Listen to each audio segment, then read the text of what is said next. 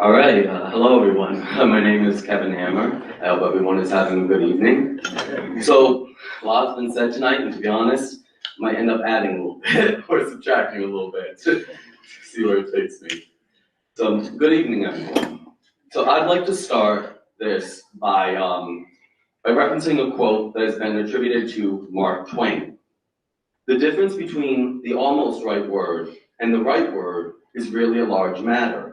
'Tis the difference between the lightning bug and the lightning.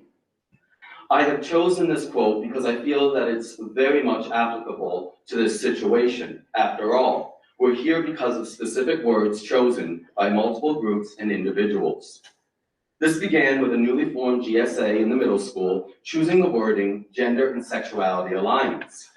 In response to this, parents used their words to express concern over the word sexuality specifically. On March 13th, concerned father and school board member Chad McFarland chose specific wording that resulted in numerous groups and individuals using their words to assign motive to Mr. McFarland's choice of wording. In my opinion, it is clear that Mr. McFarland's words were taken out of context to push specific narratives and agendas. On March 13th, Mr. McFarland chose to reference NAMBLA, the North American Man-Boy Love Association, while attempting to find an adequate way to express and reflect concerns regarding the usage of the word sexuality in the name of the middle school's GSA, which in my day stood for Gay and Straight Alliance. I have made it a point to watch the recording of this meeting a number of times, so as to fully grasp the context in which Mr. McFarland referenced NAMBLA.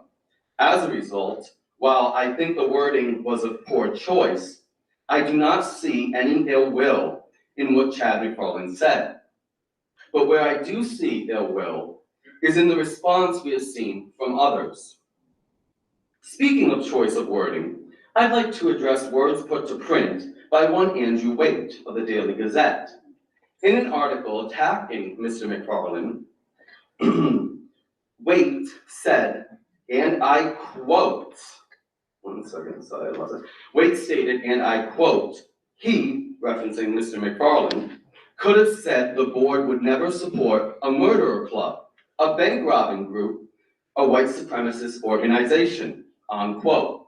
That's right. Instead of pedophiles, Mr. Waite suggested that a better comparison to make would have been to murderers, bank robbers, and white supremacists. Wow, what an upgrade. I might be wrong, but I don't recall hearing about anyone demanding Mr. Waite's head for his choice of wording. In response to this, some of you might say, you must consider the context, to which I would respond, exactly. Wording I would have used. Now, personally, I might have said porn club. Why? It would have a broader application in regards to sexuality specifically. But even that would likely get me in trouble, but I'm a man who would stand by his words. So that's a little bit about Andrew Waite, and honestly a hypocrisy that I'm seeing in regards to this situation. I'm still waiting for people to call for Mr. Andrew Waite to, resign, for the Daily Gazette to fire him. So something tells me I shouldn't hold my breath. Next, we saw Nathaniel Gray, those are the dry, Executive Director of the Pride Center of the Capital Region, choose wording of his own to attack Mr. McFarland during a public comment period during a more recent school board meeting. So I want to speak to two things that Mr. Gray mentioned. He spoke about, if I recall correctly, a holiday family gathering where an uncle of his removed his children from Mr. Gray's presence because of Mr. Gray's identity. Now, I'm not speaking to diminish that experience, quite the contrary. When I first came out as gay, one of my sisters said to another sibling of mine, "I'll never leave Kevin alone with my son." That struck at my heart, and to this day, my relationship with that sister is strained. However, I do not see where Mr. McFarland was suggesting at all in his words that anyone do that to a loved one. I still would love for someone to point out where he said that. Mr. Gray also referenced suicide. Now, don't get me wrong. In my journey, I had some dark moments. I truly did, and I've known many who have had those moments. However, again, I do not see where Mr. McFarland was encouraging anyone, especially young people, to commit suicide. Absolutely not. In my opinion, while my heart goes out to Mr. Gray in a few ways, I honestly see this as he was pushing a narrative and an agenda. So let's get specifically to the club.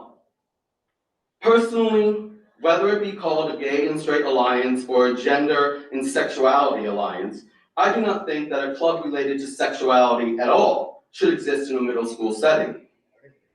Because how can a club exist? How can such a club exist without a conversation about sexuality being had at some point with children as young as 11 years old? It can't. Even if you have gay straight alliance, ask about what gay is. Ask about what is going to be this discussion that follows. And please, one of the things that really disturbs me here is that such a club cannot be student-led, not in middle school and certainly not in elementary school. Thank you.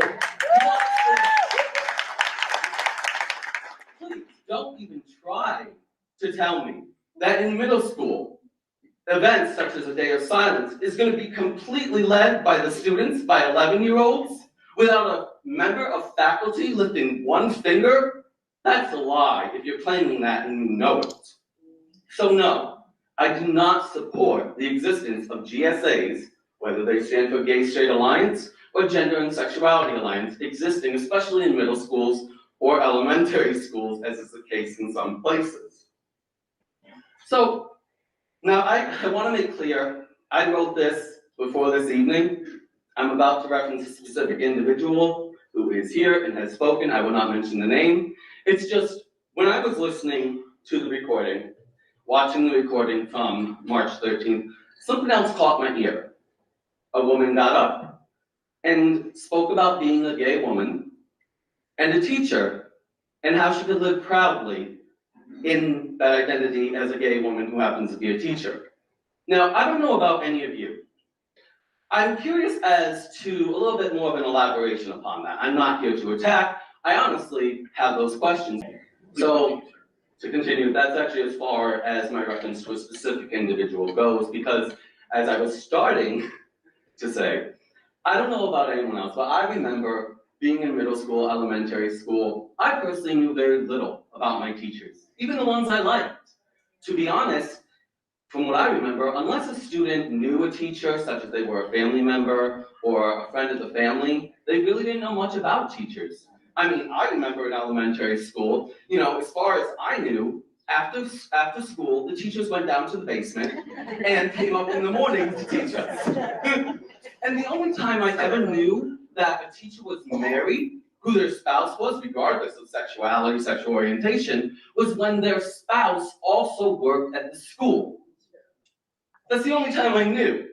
Later in high school, my later years, I got to know teachers a little bit better, so on and so forth, but certainly not in elementary or middle school. So I don't understand this need to tell students about all these aspects of a teacher's life. I don't, honestly. Let kids be kids. So this is something I wasn't intending to talk about, but I'm going to add it because it's been touched on a bit, and honestly, I just feel the need to discuss it. My mother, God rest her soul, passed away in 2009 when I was about a month after I turned 24. After my mother passed away, I heard some stories about my mother regarding me. Two specific stories. I had no idea that this occurred. Apparently, when I was much younger, I was outside playing. My mother was sitting next to my father, and one of my siblings was there as well. And my mother proceeded to say to my father, you know, I think he's gonna be that way. I think he might like guys. My father, of course, is, no, no. So that was the one story. The second story is that when I was around 14, my mother was on the phone with my sister, and somehow my life came up for whatever reason. My sister spoke about how, you know, give it a few years, I'll be married to a woman and have kids. And my mother said that no, Kevin will never be with a woman. Now, what did my mother do with these feelings? What did she do with this belief? Did she speak positively of homosexuality and promote it? No. Did she speak negatively and degrade it? No. What my mother did is what I consider the greatest gift she ever gave me. She let me be a kid. My mother never talked to me one way or another about homosexuality, to be honest. She let me live my life. She let me grow and become the man that I am. And I thank her for that gift, because I can only imagine if she had followed some instincts and pushed me in one direction or another. I honestly am quite terrified. If she had looked at me and saw the little boy that liked dolls and liked pink and liked hanging out with girls instead, I don't know how I'd be standing here before you today. If she had been some of the parents of today, what path she would have thought to lead me down. So I thank my mother daily. Bless her soul, bless her heart, that she let me be a kid. The greatest gift that she ever gave me, and it's the greatest gift that anyone here can give their child, or any child in their life. If you suspect something, unless a child mentions it to you, ask about it, why go there? So, to conclude, and I want to say I brought that up because I've had people ask me when they think that their child might be gay, lesbian, or even trans. They ask me, what approach should I have? Apparently, as a gay man, I have that authority somehow. It's a privilege. And to them, I just say, honestly, has your kid mentioned it to you themselves? Expressed that this identity at all? No. Then let your kid be a kid. Yeah. To conclude, I reiterate my support for Mr. McFarland. I see no ill will in his choice of wording, however poor it was. And again, where I do see ill will is in the words of those using what Mr. McFarland said to push their own narratives and agendas. In the end, we may never find the lightning when discussing this issue. We might have to settle for the lightning bug. But ultimately, I must ask, I must beg of all of you, why can't we just let kids be kids? Thank you and have a good evening.